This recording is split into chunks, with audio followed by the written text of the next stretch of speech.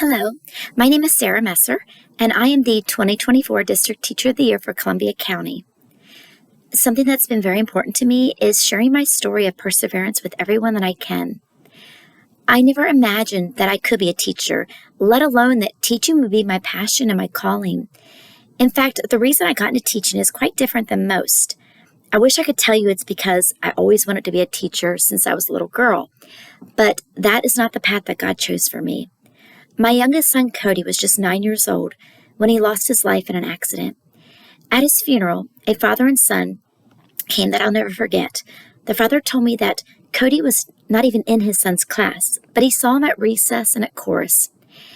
He then whispered in my ear so his son wouldn't hear and told me that Cody was the only boy in the whole school that was kind to him, and because of that, he was adamant that he had to come to his friend's funeral. I thought, wow, if my child at just 9 years old can make such a difference and an impact on another child, I have to do something to further his life and legacy. I volunteered for about 3 years with the Guardian Ad Litem program, and even though I was making a difference in kids' lives, it was really hard and depressing for me because a lot of the parents that I dealt with didn't really want their child, and I wanted my child. So I decided to volunteer in the classroom, and I loved it. So much so that my husband said, "I think you should be a teacher." My heart sunk. How could I tell him that I couldn't be a teacher? I struggled all the way through school. And if I tried to go to college now, I would be almost 40 years old when I graduated. Not to mention, my father quit school in 8th grade. He came from a really large family, and he decided that he didn't think he was smart enough to finish school. But my father taught me my hard work ethic.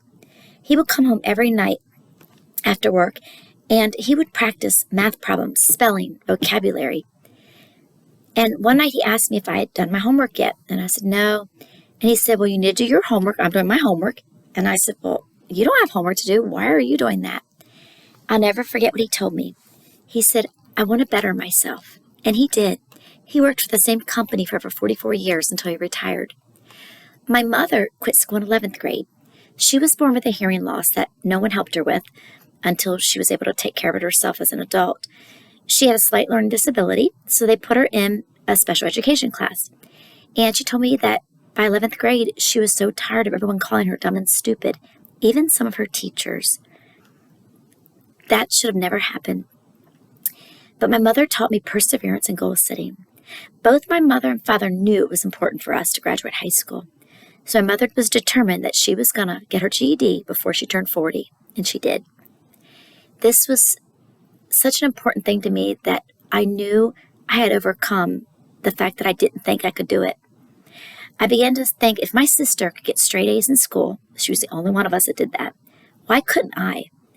And what's the worst thing that could possibly happen if I set a goal that high and I don't get straight A's? Maybe, just maybe, I can get half-decent grades and be able to get my degree. So I worked, and I felt like I had to work twice as hard as everyone else. I wasn't diagnosed with ADHD until I was going through my master's program, but I did it. Never thought I would. I graduated with highest honors the whole way through, even when I went back and got my master's. And I tell you this to say, it doesn't matter where you came from, where you've been, or what you've been through. Change your perspective, and you can change not only your life, but the lives of those around you. And this is something that I continue to do today. When things get hard, or I don't think I can do them, or I don't like them, I try to look at it differently. I'll give you 2 quick examples. I used to hate teaching homophones. I didn't like them. My students didn't like them. And they were doing horrible. So I got to thinking, how can I expect my students to do well with this if I don't like teaching it? So I decided I was going to pretend it was the best thing in the world. Well, it worked, sometimes a little too well, because they'll raise their hand while I'm teaching math, but for months and months and months, my students will raise their hand and say, "Miss Messer, that's a homograph or a homophone. It means this, but if you spell it this way, it means this." And now it's one of my favorite things to teach. I didn't teach anything different. I didn't change the way I was teaching it. I changed my outlook and my perspective on it, and it made a huge difference. The second example, I'm a little bit ashamed and embarrassed because I had a little boy that was one of those students that was a little harder to love. He was really dirty. He didn't smell good. It was hard for me to want to hug him because he was so dirty. He was hard to understand, and he was truant. And he came to me later in the year, and I just felt like I hadn't quite built that rapport with him yet. Well, the one day he had done something at breakfast, and so they gave him a sticker, and he was so excited. And he was sharing it with me, and I'm like, oh, that's awesome. He handed me the sticker and said, this is for you because I love you. I wanted to cry. This is the child that Cody would have been kind to. I realized this is the child that needs more love because he's not getting it at home. And I knew he was going to be retained, so I requested to have him back. Just by changing the way I looked at him and believing in him, he made AB honor roll the next year. He showed so much growth and confidence, and he became a leader in my class. And all because I looked at him and believed in him and showed him that he could do it. So I want to challenge you today. Be willing to change your perspective and your outlook if needed. And share kindness with everybody that you meet. You never know what someone's going through. And as educators, we have the unique ability to be able to reach so many children.